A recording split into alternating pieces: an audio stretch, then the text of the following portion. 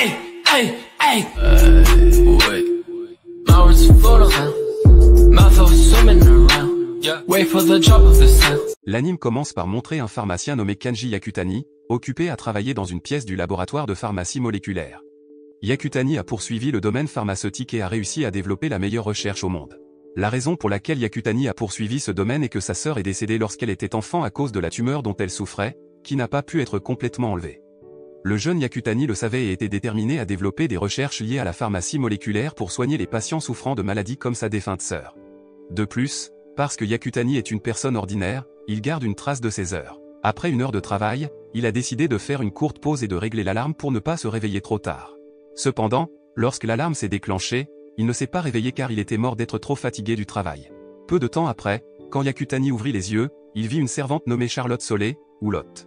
Lotte, qui a appelé Yakutani comme jeune maître, s'est rendu compte qu'il souffrait toujours d'avoir été frappé par la foudre, alors elle lui a demandé de s'allonger. Après avoir regardé son corps, il s'est rendu compte qu'il s'était réincarné en un garçon nommé Pharma de Médicis. Lorsque Lotte a su que Pharma ne la reconnaissait pas, elle s'est réintroduite. Après cela, elle a aidé Pharma à enlever les bandages et a été très surprise de voir une marque sur son bras. Lotte a déclaré que la marque était similaire au signe sacré du dieu de Yakuzin ou du dieu de la guérison. Cependant, Pharma l'a nié et a déclaré que la marque n'était qu'une brûlure causée par la foudre. Dans une ruelle de la résidence Pharma, Lotte lui explique qu'elle est au service de la famille de Médicis, l'une des plus grandes familles nobles de l'Empire sans fleuve, connue pour avoir travaillé comme pharmacien de l'Empire il y a des siècles. Son père, Monsieur Bruno de Médicis, était un noble avec le titre d'archiduc et le directeur de l'école impériale de pharmacie. Lorsqu'elle voit une rangée de photos de la famille de Médicis dans le couloir, Lotte dit à Pharma que le nom de sa mère est Béatrice et que le nom de sa sœur cadette est Blanche.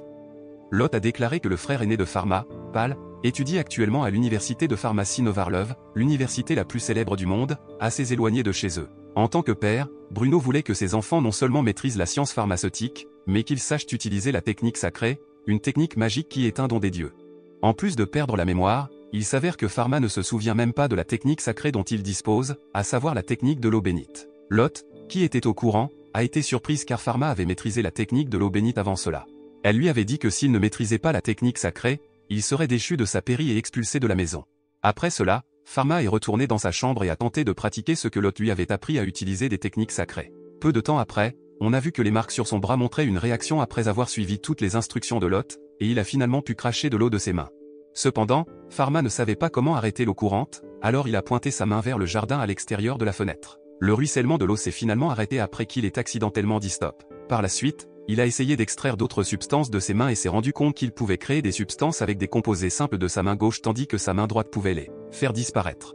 Cela ne peut se produire que lorsque Pharma connaît la structure chimique de ces substances. À la bibliothèque de la résidence familiale de Médicis, Lotte est vu en train d'accompagner Pharma et informe qu'il avait mémorisé tous les livres parce que Bruno lui avait spécifiquement demandé d'étudier la médecine quand il était jeune.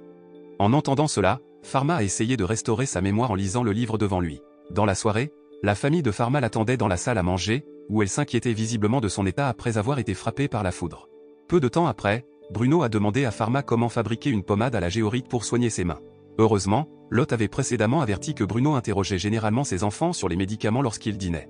Par conséquent, Pharma peut y répondre correctement. En entendant sa réponse, Bruno se sentit soulagé car les connaissances de son fils en médecine n'avaient pas été perdues. Bruno informe alors que Pharma peut poursuivre ses études avec Éléonore le lendemain. Éléonore, ou comme on l'appelle habituellement Hélène, était autrefois la meilleure élève de Bruno et est maintenant la professeure personnelle de Pharma. Le lendemain, Hélène a été très surprise lorsque Pharma l'a appelée Miss Éléonore, même s'il l'appelait habituellement Hélène avec désinvolture. Cependant, après avoir découvert que Pharma avait été frappé par la foudre, ce qui lui avait fait perdre une partie de sa mémoire, Hélène a finalement compris. Ce jour-là, Hélène enseignait à Pharma les techniques sacrées. Elle a expliqué que les nobles avaient généralement le talent d'utiliser les techniques sacrées dès la naissance et avaient leur propre dieu gardien. Le dieu gardien de Pharma, Pal et Bruno sont le dieu Yakuzin de la guérison, tandis qu'Hélène a le dieu gardien de Shuizin ou dieu de l'eau. Il s'est avéré que les techniques sacrées ont 5 éléments, le feu, l'eau, l'air, la terre et le non-élément, divisés en éléments positifs et négatifs. En entendant cela, Pharma a interrogé Hélène sur quelqu'un qui pourrait créer une certaine substance dont les éléments étaient très différents de l'élément qu'il contrôlait. Elle a répondu que quelqu'un ne pouvait pas faire cela parce que tout le monde était né avec certains éléments qui ne pouvaient pas être remplacés. Si quelqu'un pouvait utiliser une telle capacité, il était probable que cette personne soit un dieu ou un monstre. Pharma a été surpris d'entendre l'explication de son professeur. Hélène a ensuite emmené Pharma au bord du lac pour continuer à pratiquer et s'est rendu compte qu'il n'avait pas apporté son bâton sacré qui pourrait augmenter la puissance des techniques sacrées. Peu de temps après, Hélène lui a prêté une canne pour que l'entraînement puisse commencer. Par la suite, Hélène a montré comment créer une lance à eau à partir d'un bâton sacré. Peu de temps après, elle a demandé à Pharma de créer une lance à eau selon ses instructions. Elle lui a dit d'imaginer la forme de sa technique sacrée tout en chantant. De manière inattendue, la force de Pharma était si grande qu'elle dépassait même celle de son professeur. Hélène était stupéfaite et ne s'attendait pas à découvrir que Pharma n'avait pas jeté de sort lors de la création de la lance sacrée. Hélène a sorti un bâton pour mesurer sa force et lui a demandé de le tenir.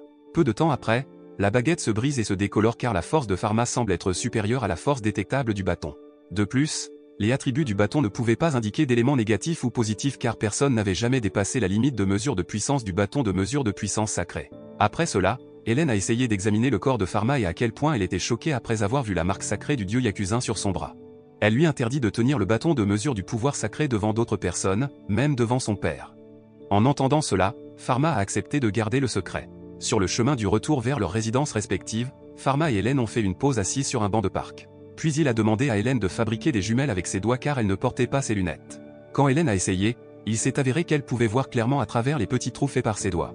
Pendant ce temps, Pharma, qui pratiquait cela, a pu voir une marque bleue sur l'un des doigts foulés d'Hélène. Après avoir posé des questions sur son doigt foulé et l'avoir touché, Hélène s'est demandé comment Pharma pouvait savoir quand son doigt avait l'air normal. Lorsque Pharma a essayé de regarder le doigt d'Hélène à travers ses jumelles, on a vu que la blessure sur son doigt foulé était soudainement devenue blanche. Pharma a franchement dit à son professeur que la partie affectée du corps avait l'air bleu avec des jumelles, et lors de l'analyse de la cause, la couleur virait au blanc. Puis il a demandé si c'était une technique sacrée ou non. Hélène a seulement expliqué que Dieu Yakuza connaît toutes les maladies et leur fournit des médicaments. Hélène pensait que Pharma ne pouvait pas avoir le pouvoir du Yakuza Godai parce que ce pouvoir ne pouvait être exercé que par un dieu. Elle est soudainement devenue hystérique lorsqu'elle a réalisé que Pharma n'avait pas d'ombre. Hélène, qui avait peur, le laissa seul. Le lendemain matin, à la résidence familiale de Pharma, Bruno a dit à Pharma qu'Hélène avait demandé la permission de ne pas enseigner à cause d'une forte fièvre. Elle lui a même demandé d'arrêter de lui enseigner. Bruno, étonné par la demande d'Hélène, a demandé à Pharma d'expliquer s'il savait pourquoi son professeur avait fait cela. Pharma a répondu qu'il ne connaissait pas ses raisons, même s'il se souvenait de l'incident de la veille, qui l'avait choqué et effrayé. Peu de temps après, Bruno a demandé à Pharma de livrer des potions et des lettres à Hélène. Avant de l'envoyer, il retourna dans la pièce. Regarda la recette de la potion que son père lui avait donnée et vit que les propriétés de la potion n'étaient rien de plus qu'une boisson nutritive ordinaire. En arrivant chez Hélène, Pharma lui a donné une lettre de son père et une concoction anti-fièvre qu'il avait reconcoctée à partir de la recette de son père. En dehors de cela, il lui a donné une pommade pour son doigt foulé. Hélène, qui a toujours peur de lui, pense que Pharma lui a donné du poison parce qu'elle connaît ses secrets. Pharma a clairement indiqué qu'il voulait qu'Hélène reste sa tutrice. En entendant cela, Hélène a été surprise et a dit qu'il n'avait pas besoin d'étudier les techniques sacrées et la médecine car il était la réincarnation du dieu Yakuza.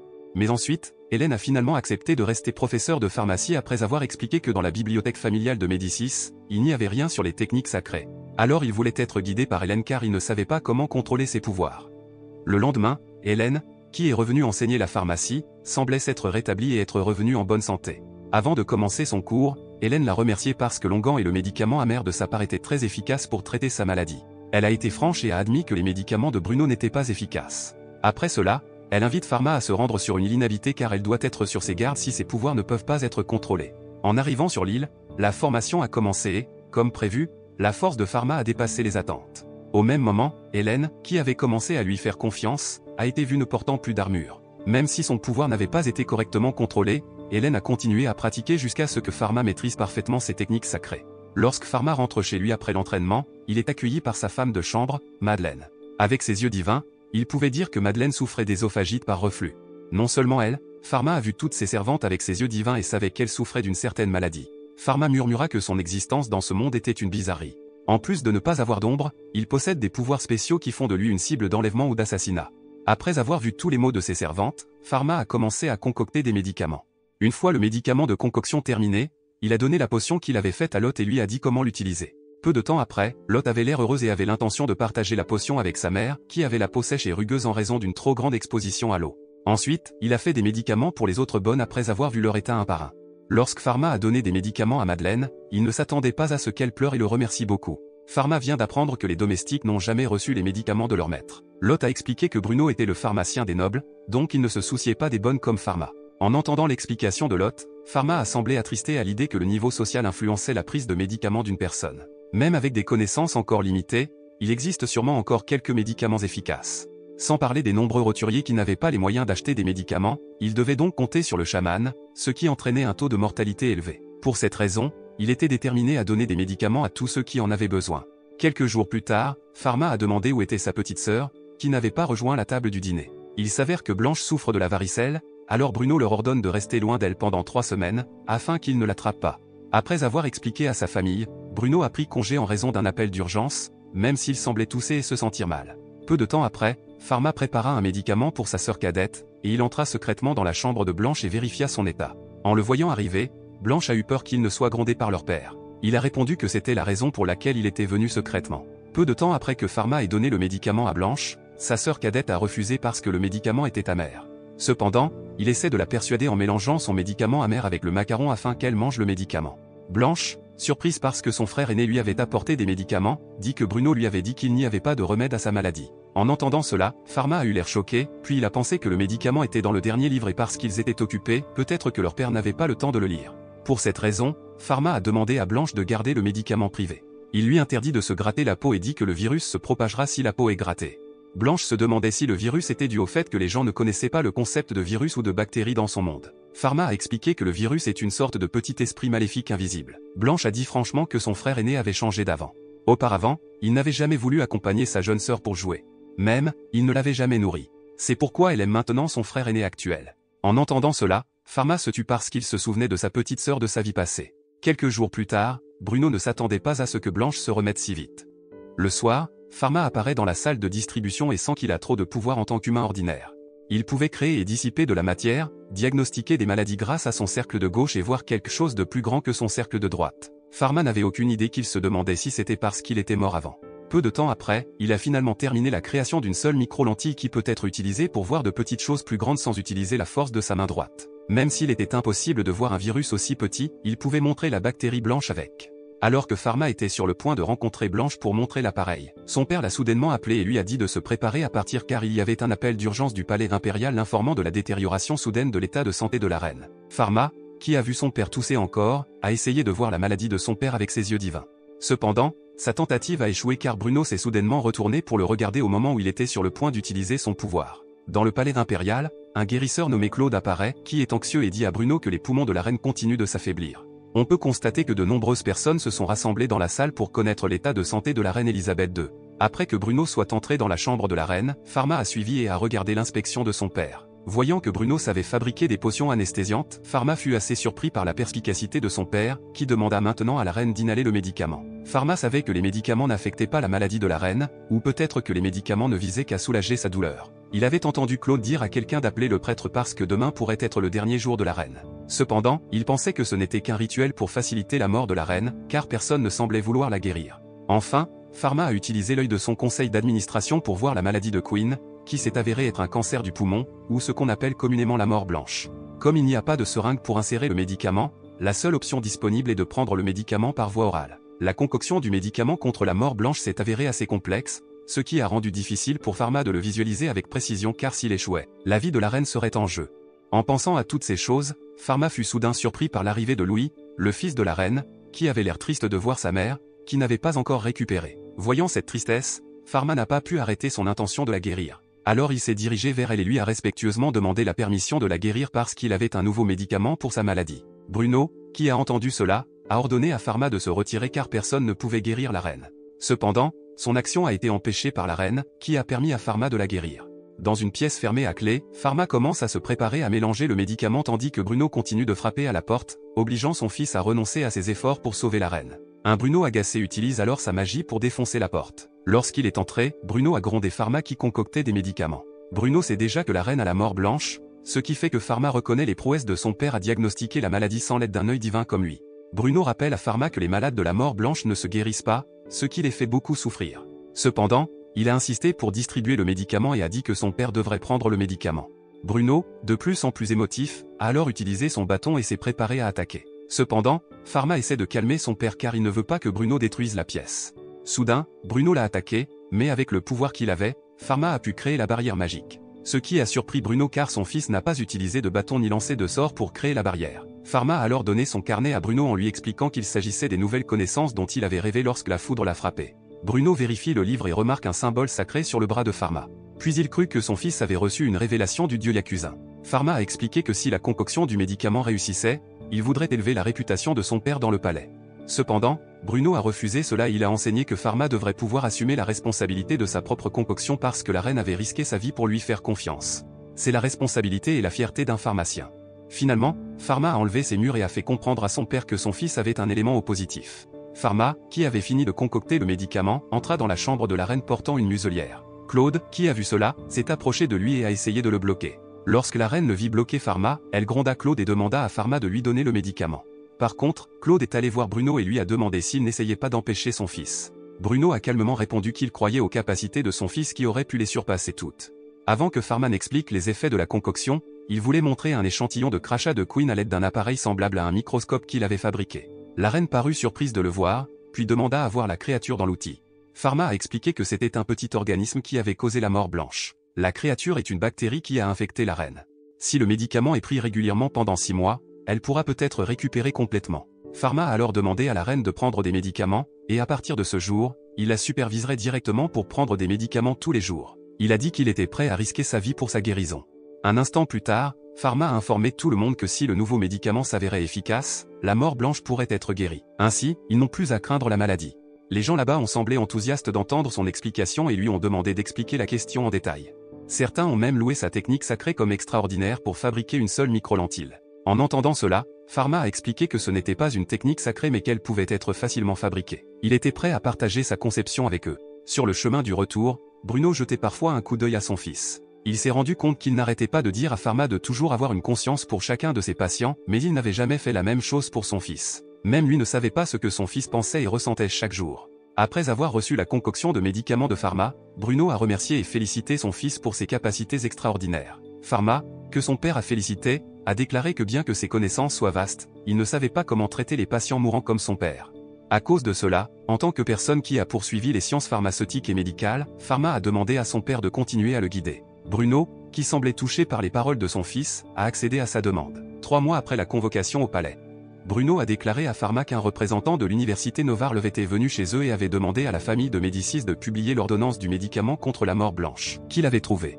Bruno a ensuite présenté des excuses aux représentants de l'université pour qu'ils rentrent chez eux car il était sûr que la drogue était un miracle du dieu Yakuza afin qu'elle n'ait pas besoin d'être enseignée à d'autres personnes.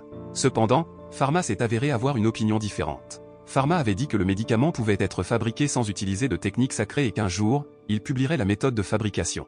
Son père fut surpris d'entendre cela. Pharma a déclaré que des connaissances précieuses doivent être partagées avec tout le monde. De cette façon, il est sûr que de nouvelles découvertes verront le jour dans les domaines pharmaceutiques et médicaux qui pourront profiter à tous. De plus, Pharma a expliqué que c'était juste son principe en tant que pharmacien, et il n'a pas nié que tout le monde a des principes différents. Bruno a déclaré que la perspicacité et les principes de Pharma constituaient une menace pour certaines personnes et, en tant que père, il pensait que quelqu'un voudrait se débarrasser de Pharma. Bien sûr, il n'y a pas que les pharmaciens qui veulent se débarrasser de la Pharma, mais certains individus qui amènent délibérément la mort blanche au palais. Bruno explique qu'il a obtenu des informations sur les personnes qui voulaient remplacer la position de la reine dans l'Empire, alors ils ont conçu un plan en propageant la maladie dans le palais. Cependant, Pharma n'en était pas sûr car le risque que la maladie se développe n'était que de 10%. Lorsque Pharma est arrivé au palais, le prince Noah l'a chaleureusement salué et l'a invité à le suivre pendant un moment. Dans une ruelle du palais, dans un murmure, le prince Noah informe que la reine a bientôt préparé un cadeau pour Pharma. Le prince Noah demande à nouveau quel cadeau Pharma veut. Innocemment, il a simplement répondu qu'il ne voulait rien. En entendant cela, le prince Noah le traite de stupide parce que Pharma peut demander de l'argent, des titres ou du territoire. Il a dit que Pharma ne devrait pas hésiter à lui dire s'il veut quelque chose à l'avenir. En pensant à l'avenir, Pharma dit finalement au prince Noah qu'il veut ouvrir une pharmacie qui fournit des médicaments sur les bons marchés pour tout le monde, quel que soit le statut social. Dans la chambre de la reine, après sa routine de prise de médicaments de Pharma, elle a fait l'éloge de son nouveau médicament, qui était efficace car son état s'améliorait. Pharma a ensuite déclaré que les humains ne peuvent pas prédire l'avenir et qu'aucun médicament ne peut guérir la maladie. Soudain, la reine a dit que les paroles de Pharma contrastaient avec ce qu'il avait dit lorsqu'il avait prononcé un discours devant Claude et les médecins royaux. En entendant cela, Pharma a juste souri. Il a dit des choses si optimistes à l'époque pour qu'elle se sente confiante d'être guérie. Pharma a alors encouragé la reine en disant que son fils, le prince Louis, avait vraiment besoin d'elle et que beaucoup l'admiraient et avaient besoin d'elle pour diriger l'empire dans ce royaume. Pharma a ajouté que tant que les gens lui étaient fidèles, son existence était toujours très précieuse. En entendant cela, la reine a souri tout en louant les paroles de Pharma. Il a dit qu'il était sûr qu'elle pourrait vivre une vie meilleure et apprécier chaque jour qu'elle passait. Cependant, la reine avait l'air confuse par le sens de ses paroles, mais il n'a pas expliqué et a quitté sa chambre. Quelques mois plus tard, Bruno félicite la reine, qui s'est rétablie. Elle l'a convoquée parce qu'elle avait quelque chose dont elle voulait parler à propos de Pharma. Le lendemain, Bruno amène Pharma assister à la grande cérémonie de l'Empire. Il s'est avéré qu'ils ont reçu un prix de la reine parce que Bruno avait contribué à prendre soin d'elle jusqu'à présent et son dévouement à la formation de la prochaine génération de pharmaciens. Bruno a reçu une région appelée Mershire en récompense de ses services à l'Empire. La reine conseille à Bruno de poursuivre ses recherches dans le domaine pharmaceutique. Après cela, elle a convoqué Pharma et l'a officiellement nommé pharmacien de l'Empire tout en affichant un badge. Non seulement cela, mais la reine lui a spécifiquement permis de créer une pharmacie dans la capitale impériale. Le lendemain, Pharma est surpris par l'arrivée des envoyés de la reine qui vont l'aider à construire une apothicairerie. Même s'ils n'étaient pas prêts, la reine leur avait ordonné de construire la pharmacie ce jour-là. Peu de temps après, Hélène y arrive car Bruno l'a invitée à aider Pharma à construire une pharmacie.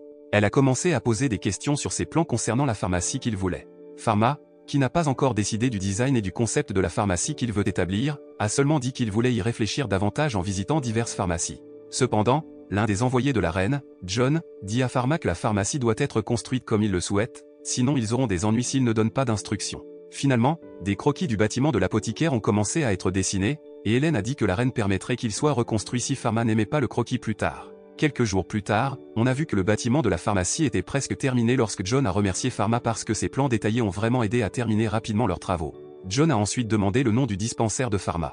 À l'origine, Pharma envisageait de nommer sa pharmacie de Médicis, mais il ne voulait pas adopter ouvertement le nom de famille. Cependant, on ne peut nier qu'il est heureux que son rêve de construire sa propre pharmacie se soit réalisé. Même s'il ne s'attendait pas à ce que ce soit dans un autre monde à la place. John a entendu les marmonnements de Pharma et a pensé qu'il l'avait nommé la pharmacie de l'autre monde, alors il a appelé un fabricant d'enseignes pour imprimer le nom. Quelques jours plus tard, quand Hélène est venue voir la pharmacie, qui a maintenant une enseigne devant elle, elle a fait l'éloge de Pharma au nom de la pharmacie. Cependant, il a nié et a déclaré que le nom résultait d'un malentendu.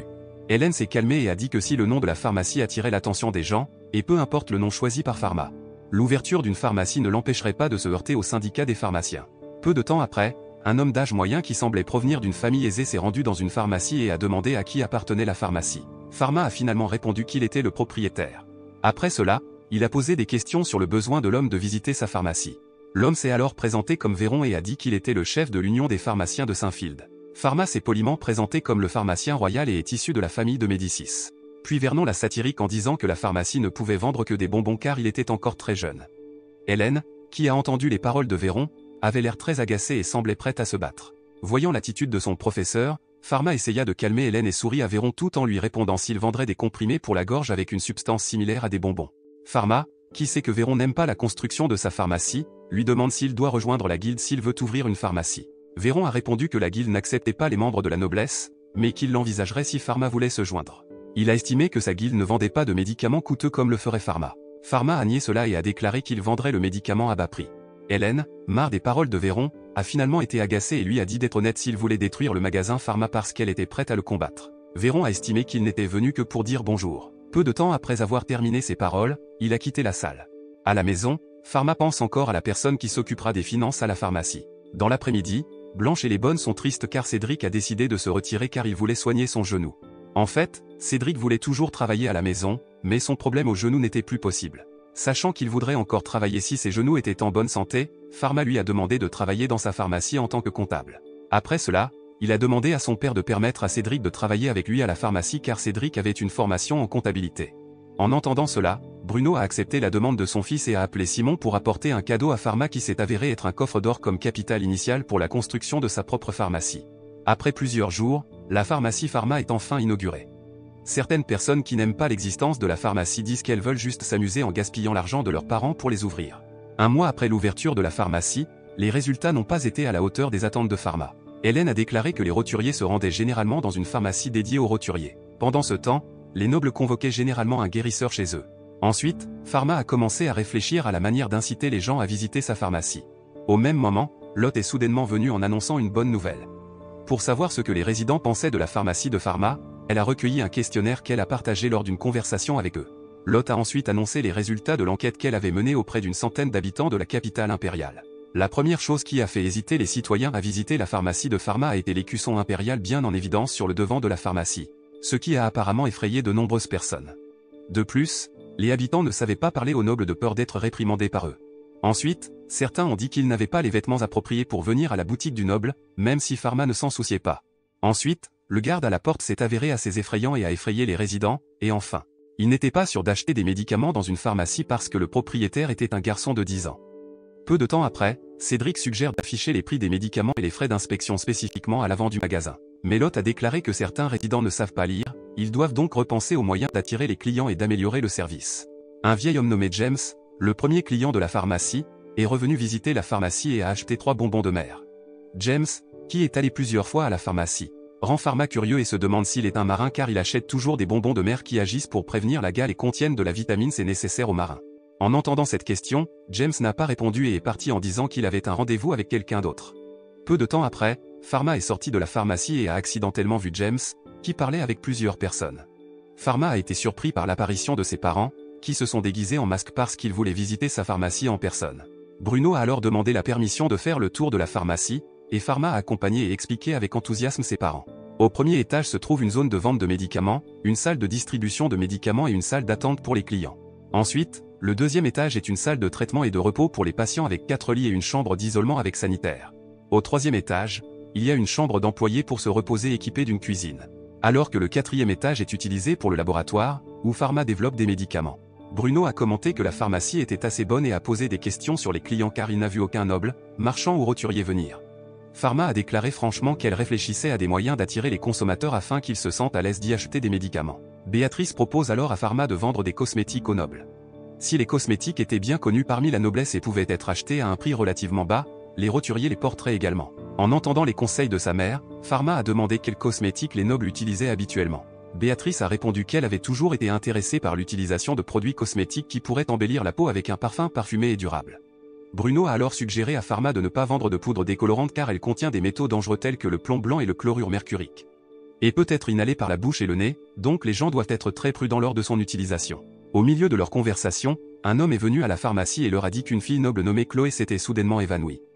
En entendant cela, Pharma s'est précipité pour vérifier. Arrivé sur les lieux, Pharma a dit à la femme de chambre de Chloé qu'il était le pharmacien du palais et a finalement été autorisé à monter dans la calèche, où elle se reposait. Avec ses yeux divins, Pharma pouvait dire que Chloé ne souffrait d'aucune maladie et que son état actuel était causé par plusieurs coupures sur son bras, qui avaient commencé à s'infecter.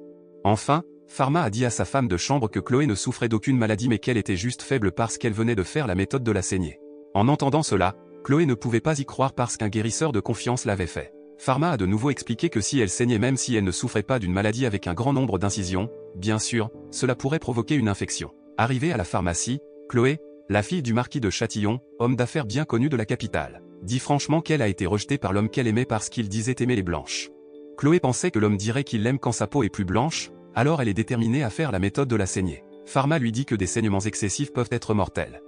Il a donné du sirop pour se remettre de l'anémie et des médicaments contre l'infection tout en expliquant que le médicament devait être pris 3 fois par jour, à savoir le matin, l'après-midi et le soir. Sans oublier que Pharma a conseillé à Chloé d'arrêter d'utiliser de la poudre blanchissante car cela pourrait mettre sa santé en danger. Tout en pleurant, elle a répondu qu'elle ne pouvait pas le faire car elle voulait toujours être belle devant l'homme qu'elle aimait.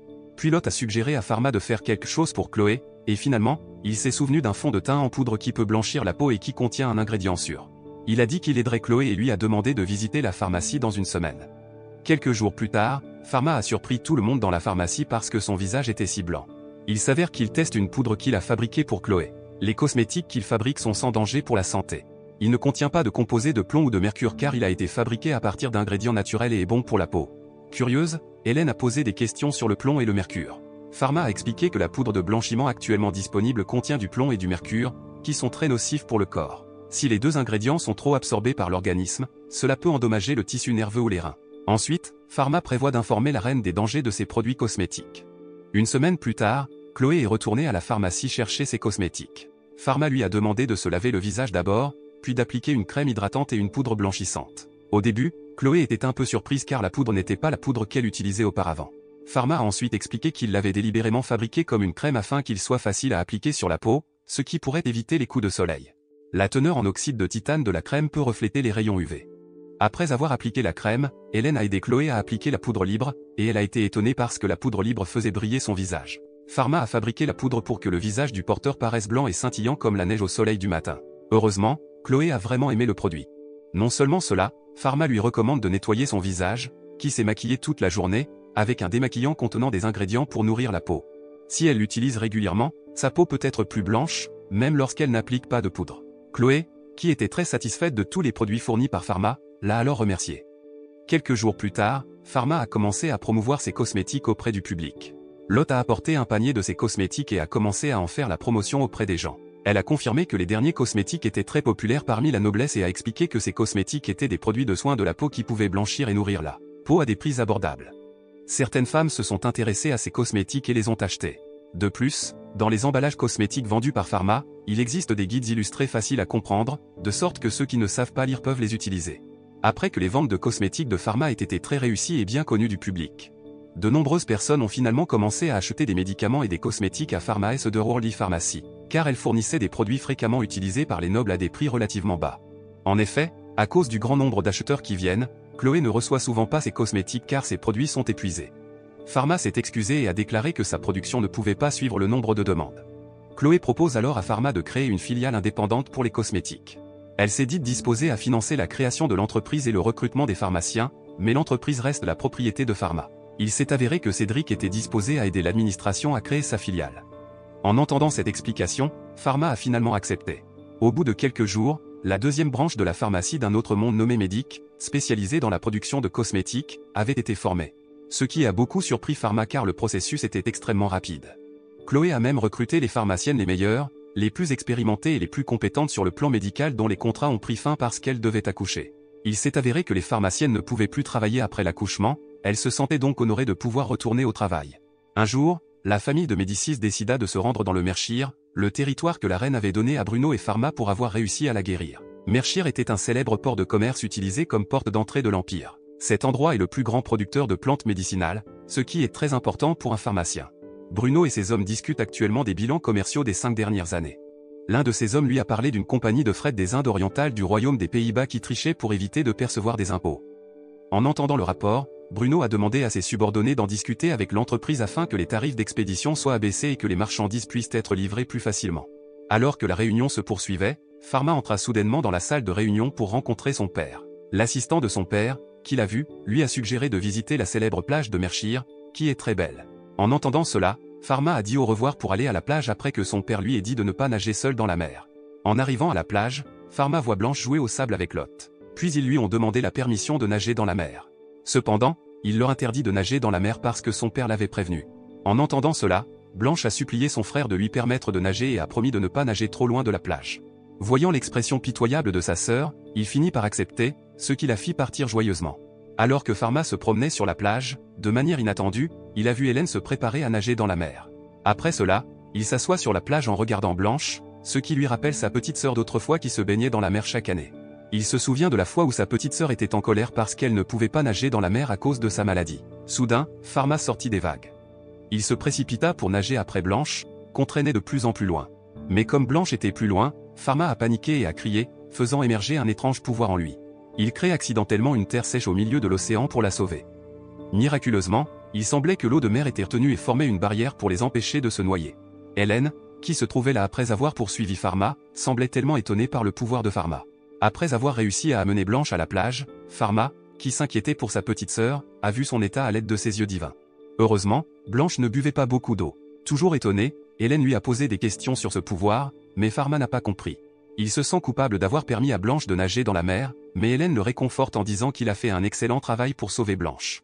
La nuit, Pharma était pensif parce qu'il se souvenait du moment où il avait l'intention d'éliminer les molécules d'eau de mer. S'il était juste un peu en retard, il pourrait éliminer Blanche et Hélène, qui avaient des molécules d'eau dans leur corps. Il pensait qu'il était normal que les gens craignent sa force déraisonnable. Voyant que Pharma ne dormait pas, Lotte a demandé s'il avait besoin de quelque chose. Pharma a répondu qu'il n'avait besoin de rien et lui a dit de dormir. Cependant, elle a trouvé le courage d'interroger Pharma sur l'incident sur la plage. Pharma a alors dit qu'il voulait que Lotte n'ait pas peur de lui après avoir vu sa sainte technique. Il a apparemment vu une Lotte très effrayée sur la plage après avoir vu sa force. Lotte, qui se sentait coupable, s'est excusée et a dit que sa sainte technique était extraordinaire et avait courageusement aidé Blanche, même si elle devrait aider Blanche, pas lui. Cependant, Pharma a justifié les actions de Lotte parce qu'il savait que Lotte ne savait pas nager. Il a dit qu'il était heureux que Lotte reste sur la plage et ne se mette pas en danger. Même si Blanche était sa petite sœur préférée, il avait considéré Lotte aussi précieuse que sa famille. En entendant cela, Lotte a été très touchée par ses paroles, et elle était reconnaissante car elle sentait que Pharma l'avait sauvée.